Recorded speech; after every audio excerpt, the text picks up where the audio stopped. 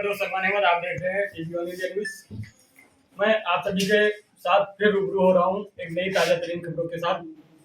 आप सभी की मोहब्बतों का मैं मोहताज हूँ और मेरे सामने जो शख्स बैठे हैं ये किसी पहचान की जरूरत नहीं है इनको, क्योंकि 287 विधानसभा प्रयागपुर के ये पूर्व विधायक मुकेश श्रीवास्तव जी हैं। मैं इनका अपने चैनल में बहुत बहुत स्वागत करता हूँ और मैं आपसे सबसे पहला सवाल ये पूछना चाहूँगा कि 2022 के चुनाव को लेकर जो डबल इंजन की गाड़ी है इसकी रफ्तार तेज होगी या फिर आपके साइकिल की रफ्तार तेज होगी? देखिए, डबल इंजन की जो सरकार बनी है, इस डबल इंजन के सरकार ने कहा था कि किसानों का आय को डबल कर दूंगा और इसलिए कहा था कि पहले एक इंजन सरकार है, किसानों उत्तर प्रदेश के वासियों डबल इंजन की सरकार बना दो, दोगुनी आय कर दूंगा और किसानों का आय को आधी कर दिया। आज 1200 रुपए गेहूं, 900 रुपए में धान किसान बेचने के मजबूर है। एक जलौनी लकड़ी जिस पर लोग खाना बनाते हैं, उस लकड़ी का कीमत है 7 रुपए किलो। और किसान जो दिन रात मरता है अपने खेत को किसी भी तरह से अपने बच्चों का पेट की रोटी का काट कर और गन्ने को तैयार करता है, उस गन्ने की कीमत जानते कितना है? 3.5 रुपए। 7 रुपया किलो जलौनी लकड़ी की दाम और जो गन्ना एक साल उसकी मेहनत लगता है उसका दाम 3.5 रुपए किलो। आप खुद ही समझ सकते हैं इस डबल इंजन की सरकार ने क्या दशा किसानों के साथ किया है। जी, हम ये पूछना चाहेंगे कि मतलब 2022 को लेकर अभी आपके सामने कोई नया प्रत्याशी आया भी नहीं है। अगर कोई प्रत्याशी नया आ जाता है, भाजपा ने अभी तय भी नहीं किया, अगर आ जाता है तो आप कैसे सामना कर देंगे? हमारा प्रत्याशी से कोई मतलब नहीं है, कोई प्रत्याशी आवे किसी प्रत्याशी आवे। मेरा लक्ष्य है किसानों के चेहरे पर मुस्कान हो, गरीबों के चेहरे पर मुस्कान हो, किसानों की आय बढ़े, हर गरीब को पेंशन मिले, हर गरीब को आवास हो, बिजली फ्री हो, गरीबों के लिए सिंचाई फ्री हो, पढ़ाई फ्री हो, दवाई फ्री हो। और मेरे नेता माननीय अखिलेश यादव जी ने समाजवादी पार्टी के घोषणा पत्र में उन्होंने कहा है कि अगर समाजवादी पार्टी की सरकार बनी तो प्रत्येक गरीब को 5 लाख का लोहिया आवास, 1500 रुपये महीना पेंशन, 300 यूनिट बिजली फ्री, बकाया किसानों का बकाया बिजली बिल माफ, साथ ही साथ सिंचाई फ्री होगी, पढ़ाई फ्री होगी, दवाई फ्री होगा और नौजवानों के हाथों में लैपटॉप दिया जाएगा। इसके अलावा एक साल में 10 लाख बेरोजगारों को रोजगार देने का काम किया जाएगा। मेरे नेता माननीय अखिलेश यादव जी का घोषणा है।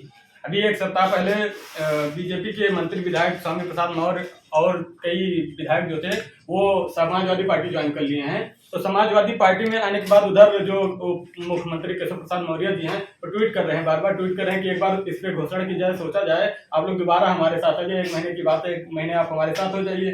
तो मतलब ये बताए सपा ने उन्हें अपने साथ लेके अच्छा किया या फिर? देखिए, माननीय स्वामी प्रसाद मौर्य जी एक बहुत बड़े पिछड़ी जातियों के नेता है। उन्होंने प्रदेश में किसी भी दल में रहे हो लेकिन उन्होंने पिछड़ों के लिए काम किया है और बहुत बड़े सर्वमान्य नेता के रूप में जाने जाते हैं। उन्होंने भारतीय जनता पार्टी को इसलिए ज्वाइन किया था कि इसमें पिछड़ों दलितों का सम्मान होगा, लेकिन जब वो गए पार्टी में तो पिछड़ों और दलितों की सबसे ज्यादा उपेक्षा भारतीय जनता पार्टी में हुई है, जिसको लेकर वो आहत थे और उन्होंने अपने मुखारबिंद से कहा है कि माननीय अखिलेश यादव ही एक देश के सर्वमान्य ऐसे नेता है जिन्होंने दलितों और पिछड़ों के लिए बहुत काम किया है। इसलिए मैं आज खुले मंच पर खुले मन से समाजवादी पार्टी की सदस्यता ग्रहण कर रहा हूं और इस बात के लिए ग्रहण कर रहा हूं कि यहां पर दलितों पिछड़ों का पूरा सम्मान है, पूरा सम्मान रखा जाएगा जिसमें मैं भी अपना सम्मान बचाने में सफल रहूंगा।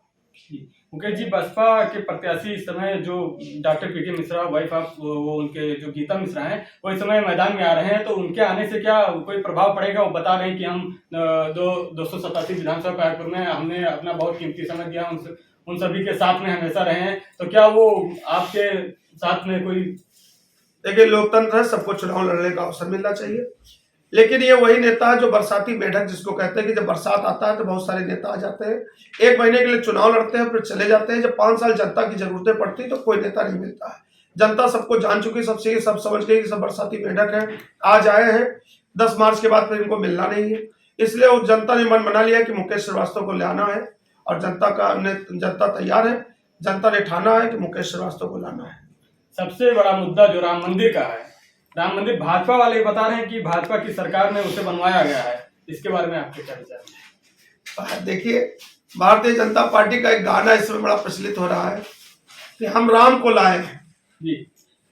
एक गाना है कुछ उसका, देखिए वो गीत नहीं याद आ रहा है कि मैं राम को लाया हूँ। मैं राम को लाया हूँ और भगवा लहराएंगे फिर से, ये ना पूछने से। अब आप खुद ही बताइए, वेद और पुराण कहता है, मेरे वेदों में लिखा है, पुराण में लिखा है, रामायण में लिखा है कि भगवान श्री रामचंद्र जी की पूजा साक्षात भगवान शिव जी करते थे, भगवान विष्णु जी करते थे, देवी जी माँ दुर्गा जी जिसको कहा जाता वो उनकी उपासना करती थी। भगवान श्री रामचंद्र जी जिनको सृष्टि का सबसे बड़ा देवता के रूप में माना जाता है, जिनके बनाए हुए सृष्टि में, जिनके बनाए हुए धरती पर, जिनके बनाए हुए सृष्टि रूपी मंदिर में हम सब लोग निवास करते हैं, ये भाजपा कहते हैं हम राम को लाए हैं। जो राम के नाम पे ये पैदा हुए, जिनका भगवान के द्वारा पैदा किए गए, उनको बता रहे हम लाए, तो सोच लिए कितने मूर्खतों की पार्टी है। ये सब मूर्ख है, इनका अति आ गया है, इनका घमंड बोल रहा है, समाप्त होना जा रहा है। योगी जी बता रहे हैं कि अखिलेश जी कंस के उपासक हैं, इन्हें कान्हे से कोई मतलब नहीं, इसके बारे में क्या बताएंगे? देखिए,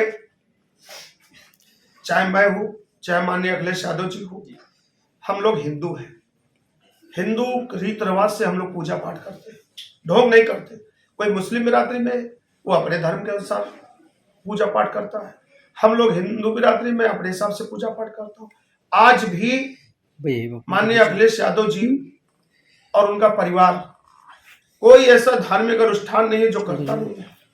रही मेरी बात, यहाँ के बड़े से बड़े भाजपा के जितने दिग्गज नेताओं को बुला लिया जाए, रामायण दे दिया जाए और मुझे रामायण दे दिया जाए, शुद्ध अवधी भाषा में वो रामायण पढ़ दे, बिना मात्रा हलंत के गलती किए, और मैं पढ़ दूं और उनसे न जीत जाऊं तब कहिए। दूसरी बात, लोग सुंदरकांड का पाठ 45 मिनट में करते हैं। मैं आज भी गर्व से कहता हूं कि सुंदरकांड का पाठ हर चौपाई के आगे संपुट लगाता हूं, हर चौपाई के पीछे संपुट लगाता हूं। मात्र 17 मिनट में मैं सुंदरकांड का पाठ करता हूं। तो आप खुद ही समझ लीजिए कि कौन हिंदुत्व है, हिंदुत्व किसमें है। ये सब ढोंगी है और हिंदुस्तान को लूटने आए थे, हिंदू मुस्लिम पे लूटने आए थे। योगी जी बता रहे हैं कि सपा में जो अखिलेश जी हैं, अखिलेश जी केवल हिंदू के बारे में वो हिंदुत्व को ही देखते हैं, ऐसा क्या विचार है? कुछ ऐसा है लग रहा है आपको? नहीं, जो भी नेता समाजवाद और बाबा अंबेडकर साहब को लोहिया जी के विचारों से काम करता है, बाबा साहब भीमराव अंबेडकर जी लोहिया जी का एक ही मानता था कि समानता हो, और अखिलेश जी न हिंदू जानते हैं न मुसलमान जानते हैं। वो जानते हैं कि मनुष्य के चेहरे पर मुस्कान होना चाहिए, मनुष्यता होना चाहिए। मैं आपसे कहना चाहता हूं, मीडिया और प्रेस के माध्यम से मैं जनता से कहना चाहता हूं कि धर्म, ये जो धर्म के लंबादार बने घूम रहे हैं, सारे धर्म और सारे, कोई मुस्लिम समुदाय से, कोई आप मान लिया मुस्लिम समुदाय से, मैं हिंदू समुदाय से हूं। सारे धर्म के रास्ते अगर अलग अलग होते तो सूर्य भी तो कई होते, चंद्रमा भी तो कई होता, पृथ्वी भी तो कई होती। अगर धर्म अलग अलग है तो पृथ्वी क्यों नहीं अलग अलग, पानी क्यों नहीं अलग अलग? इसी पृथ्वी पर न लगाइए तो हिंदू भी पानी, मुस्लिम भी पानी। सूर्य भगवान की किरणें सुबह निकलती है तो हिंदू पे भी पड़ती है, मुस्लिम में भी पड़ती है। अगर सूर्य एक है, चंद्र एक है, तारे एक है, पानी एक है, धरती एक है, तो सारे धर्म के रास्ते भी एक है। हम आप सिर्फ मनुष्य है, मनुष्य। ये गंदे लोग हैं, और ये जो हिंदुत्व और मुस्लिम में बात करते हैं वो खुद झूठे लोग हैं। लखीमपुर के सांसद जो अजय मिश्रा टेनी जी हैं, वो उनके लड़के किसानों पर गाड़ी चढ़ाने के बाद फिर टेनी जी पत्रकारों को गाली दे रहे हैं, इस विषय में आप क्या कहेंगे? देखिए, वो सब लोग मद में चूर हैं, और उन्होंने सरेआम सोशल मीडिया पे वीडियो चला, पुलिस ने वो क्लिप भी देखी। इनका बेटा गोली चलाते हुए भाग रहा है, गाड़ियों से किसानों को कुचला जा रहा है। उसके बाद भाजपा का ये रवैया कि उसको हटाना नहीं है, और सरेआम पीसी में मीडिया, देखिए मीडिया जो है, प्रेस जो है, वो स्वतंत्र है और देश का लोकतंत्र का चौथा स्तंभ है। उसको स्वतंत्र रूप से काम करना चाहिए, उसकी स्वतंत्रता पे कोई परिहार नहीं होना चाहिए। अगर वो कोई प्रश्न पूछ रहा था तो आपको उसको सच्चाई से सामने आना चाहिए। अगर आप में सच्चाई के सामने आना चाहिए, आपको डांटने की क्या जरूरत? और डांटा तो जान लीजिए बौखलाहट समाप्त होने जा रहे हैं, भाग रहे। 1 महीना बचा, 10 मार्च को खत्म हो जाएंगे, लौट के दोबारा भाजपा को आना नहीं। दोबारा भाजपा को आना नहीं है। ये योगी जी बयान दे रहे हैं कि हम हिंदू हैं, हिंदू कभी ईद मनाते नहीं, इसके बारे में विचार क्या करेंगे? देखिए त्योहार तो सबका एक ही होता है, बराबर होता है। देखिए मुझे याद है जी मेरे गांव में जब होली होती है, जी मुझे आज भी याद है मेरे गांव में बरकत चाचा बहुत बुजुर्ग मुस्लिम हमारे धर्मगुरु माने जाते थे, मेरे दरवाजे पे आते थे, होली खेलते थे, हम लोग उनके साथ होली खेलते थे, रंग से नहा जाते थे। और मुझे वो दिन भी याद है, मैं छोटा था और पूरे गांव के लोगों ने, यहाँ 2 लोग रहते, एक दरोगा जी थे यहाँ, शर्मा जी ऐसो होके आए थे, उनको और बरकत चाचा को, दोनों लोगों को हुड़दंग में होकर गधे पे बिठाया था और दोनों लोग होली खूब खेले थे। वो दिन याद है मुझे, वो भी दिन याद है। हिंदू और मुसलमान, मैं साथ में ईद होता, मैं ईद के दिन मुस्लिम भाइयों के घर जाता हूँ, सिवई खाता हूँ, गले मिलता हूँ। तो मुस्लिम अपने धर्म से हिसाब से ईद मनाएगा, हिंदू होली दीपावली मनाएगा। योगी जी बीच में क्या एक साथ दोनों शुक्रवार को होली और शुक्रवार भी पड़ी थे, तो योगी जी ने बताया कि जुमा की जो नमाज 57 बार पढ़ते हैं साल में, इसको 1-2 घंटे के लिए खसका दिया जाए, पीछे कर दिया जाए और होली हम लोग 2 घंटे मना लिया जाए। क्या उनका कहना है, कथन सही है? 1000 बार गलत था। देखिए ये कह देना कि हिंदू अपना पूजा करे, मुस्लिम अपना, मुस्लिम के नमाज से हिंदू के पूजा पे कोई प्रभाव नहीं पड़ेगा। हिंदू के पूजा का जो समय है या होली का जो समय है, उससे नमाज से कोई फर्क नहीं पड़ता। भाई हम हुड़दंग ना करें, कोई नमाज पढ़ने जा रहा जबरदस्ती में उसके ऊपर रंग फेंक दूं, ये गलत होगा। कोई नमाज पढ़ा और नमाज का समय बदल दिया जाए या पूजा का समय बदल दिया जाए, ये गलत होगा। ये मैं समझता हूँ सारे धर्म को छूट होनी चाहिए, जिसका जो जिस तरीके से पूजा पाठ करना चाहिए। आज भी मेरे एक मित्र है, एडवोकेट है यासर अब्बासी, जो काजी जलील अब्बासी साहब उनके पोते हैं, मेरे ऑफिस में बैठते हैं, गणेश भगवान जी की प्रतिमा मेरे सामने लगी, वो नमाज अपनी कुर्सी पर बैठ के नमाज पढ़ रहे। एक दिन मजाक में मैंने कहा कि गणेश भगवान जी के सामने आप नमाज पढ़ रहे हो। उन्होंने इतना बढ़िया शब्द कहा कि मैं सिर्फ और सिर्फ अल्लाह ताला का, उतनी देर दुनिया में मुझे कुछ नहीं दिखता है, मुझे एक ही नजर आता है केवल अल्लाह ताला, मैं उनकी इबादत करता हूँ, सामने क्या है मैं ध्यान नहीं। तो ऐसी सोच पालनी होगी, ऐसे थोड़ी नहीं हो सकता। जिसकी आप पूजा, मैं भगवान की पूजा करता हूँ तो भगवान में लीन होना चाहिए, केवल उतनी देर मुझे भगवान देखना चाहिए। धर्म का आडम्बर है, गंदे लोग हैं। वर्तमान सरकार जो free gas, free ration, free तेल नमक वगैरह दे रही है, क्या आपकी सरकार रहने के बाद ऐसा कुछ दिया जाएगा या फिर बदलाव करेगी? पहली बात, उस राशन के बारे में मैं बोलना चाहता हूँ जी। Bharatiya Janata party 5 kilo ration दे रही है, यही राशन कोटे पर 2 रुपए किलो गेहूं मिलता है गरीबों को और 3 रुपए किलो चावल मिलता है। 2 किलो गेहूं फ्री देते हैं, 2 दूनी 4, 3 किलो चावल फ्री देते हैं, 3 3 का 9, 9 4 13 रुपए का राशन। और जिस पैकेट में रखा है, इसमें माननीय योगी जी, माननीय मोदी जी की फोटो बनी है, उस झोले की कीमत जानते कितना है? 180 रुपए। 180 रुपए का झोला, 13 रुपए का राशन। आप बताइए, 13 रुपए का राशन देकर और गरीब को कहते हैं कि हमें वोट चाहिए, क्या उस 13 रुपए के राशन से 4 मेहमान उसके घर अगर आ गए, क्या उनका खातिरदारी कर पाएगा? पीएम सम्मान निधि भी 2000 दे रहे हैं। उस पीएम सम्मान निधि के बारे में बता दूं, 500 रुपया समाजवादी पेंशन माननीय अखिलेश यादव जी दे रहे थे, 12 महीने का हो गया 6000 रुपया, और ये 4 महीने का हो गया 2000 रुपये। जो माननीय अखिलेश यादव जी समाजवादी पेंशन दे रहे थे, ये उसी को किसान सम्मान निधि कह रहे हैं। अब जोड़ लो, 500 रुपये महीना आया, और उस निधि का जो रुपया आप जोड़ लीजिए, एक दिन में 17 रुपया रोज हुआ, 16.5 रुपया हुआ। ये 16.5 रुपया देकर 300 रुपए का काम नहीं देना चाहते, एक व्यक्ति को 200 रुपया 300 रुपया काम नहीं देना चाहते। ये 17 रुपया का किसान सम्मान निधि दे रहे हो, 13 रुपए का राशन दे रहे हो, कह रहे हमें वोट दे दो। तो ये गलत है। मेरे मुखिया अखिलेश यादव जी ने कहा है कि, इन्होंने कहा है कि मैं मार्च तक राशन फ्री दूंगा।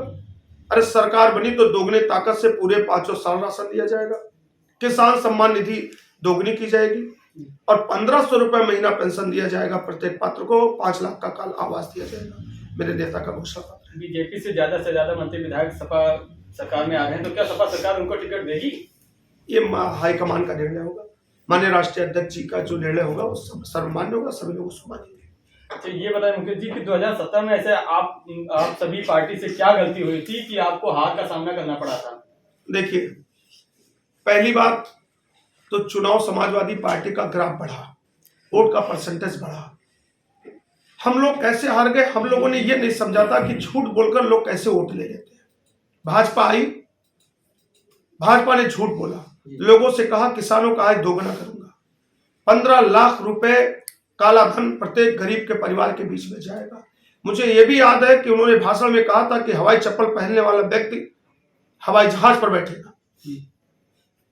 लोग सोचे कि यार ये तो बड़ी ऊंची ऊंची बात करा, क्या ऐसा हो सकता है? ऐसा सपना दिखाया, ऐसा सपना दिखाया। जो तो लोरी बच्चों को सुनाती माँ कहती है चंदा मामा को ले आएंगे, चंदा को तुम्हारे पास ले लेंगे, वही वाला उन्होंने दिखाया और लोगों ने समझा कि मुझे मिल जाएगा। उसी लालच में, उसी बहकावे में हिंदुस्तान की जनता बहुत हमारी पढ़ी लिखी के साथ साथ जनता हमारी जो है वो बहुत भावुक है। झूठे बातों में सोची कि अच्छा एक बार देख लेते हैं, लेकिन झूठे लोगों को कुछ करना थोड़ी ना था, इन लोगों को झूठ बोलना था। ओके जी, क्या आपको लगता है कि 2022 में सपा सरकार बना पाएंगे?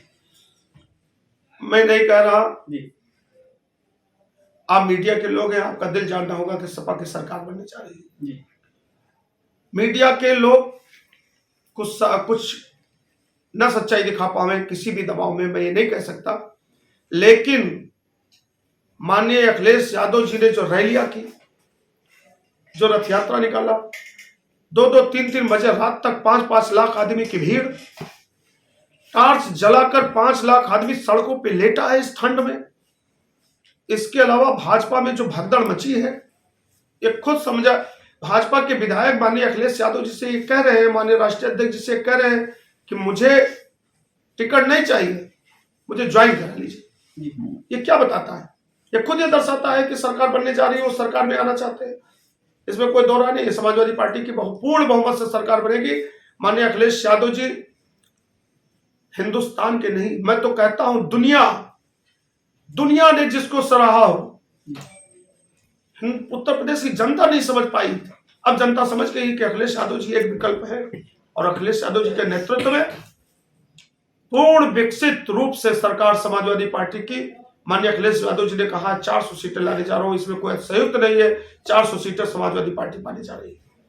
अभी आपने जैसे बताया कि मीडिया कुछ चीजें नहीं दिखा सकती, मतलब कुछ लोग ऐसे बता रहे हैं कि मीडिया बिकी हुई है, जो कि बीजेपी सरकार की। कल मैं आपके यहाँ जब आपसे लेने आया था परमिशन, तो यहाँ आपके यहाँ ही बैठे हुए कुछ सदस्य ने मुझसे बोला कि मीडिया सारी बिकी हुई है, जो कि बीजेपी सरकार ने।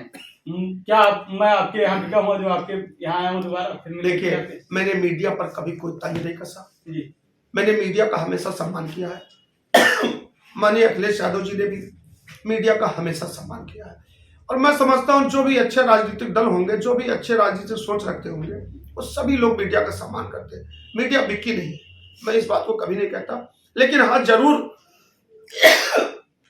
कभी कभी जब सच्चाई मीडिया नहीं दिखाता है तो एक मन में एक भाव जाता है कि आखिर कौन सी ऐसी बात है अखिलेश जी की रैली जहां 5 लाख की भीड़ हो रही है उसको नहीं दिखाया जा रहा। एक भाजपा की रैली जिसमें 10,000 आदमी नहीं है उसको बार बार दिखाया जा रहा है। तो इसी बात में कहीं मन में एक बात आ जाती है, जनता है, आप सच्चाई दिखाएंगे तो जनता जरूर उसको समझेगी। ओके जी, यदि प्रयागपुर की जनता ने आपको दोबारा विधायक के रूप में बनाया, 2022 में विधायक के रूप में बनाया, तो आप प्रयागपुर की जनता के लिए आप क्या करेंगे? मेरा सबसे पहला उद्देश्य है प्रयागपुर विधानसभा में 5 ब्लॉक में 5 महाविद्यालय, बालिका महाविद्यालय खुलवाऊंगा। बहुत ही अफसोस की बात है, मैं 5 मॉडल कॉलेज की स्थापना मैंने करवाया था, इस भाजपा सरकार आज उसको धरातल पे नहीं ला पाई। हम सबकी बच्चियां 50 किलोमीटर दूर सुदूर स्थानों पर गाड़ियों में लटक के जा रही है, बहुत बड़ी समस्या है। मैं सबसे पहले 5 बालिका महाविद्यालय की स्थापना कराऊंगा, स्टेडियम की स्थापना कराऊंगा, साथ ही साथ स्वास्थ्य, शिक्षा, सड़क, बिजली, इस पर जितना भरपूर काम हो सकता काम करने का प्रयास करूंगा। इसके साथ मेरा लक्ष्य है कि प्रत्येक गरीब पात्र परिवार को 5 लाख का आवास, पानी 1500 रुपया महीना पेंशन, 300 यूनिट बिजली फ्री, सिंचाई फ्री, पढ़ाई फ्री, दवाई फ्री, हर युवाओं के हाथ में लैपटॉप, आधुनिकतम लैपटॉप, साथ ही साथ कन्या विद्याधन, बेरोजगारी भत्ता और एक साल में 10 लाख नौजवानों को रोजगार देने का काम माननीय परम आदरणीय राष्ट्रीय अध्यक्ष श्री अखिलेश यादव जी की घोषणा पत्र है, जिसको देने का काम पयागपुर विधानसभा की जनता को करूंगा। ये वादा है, संकल्प है, प्रतिज्ञा है, इसको 100% धरातल पे लाऊंगा। बीजेपी सरकार में महिलाओं लड़कियों को बताया जा रहा है कि बहुत सुरक्षित महसूस कर रही हैं, खुलेआम सड़कों पे घूम करके कोई परेशानी नहीं हो सकती, इस बारे में आपसे बताएंगे। बहुत अच्छी बात लोग कह रहे हैं।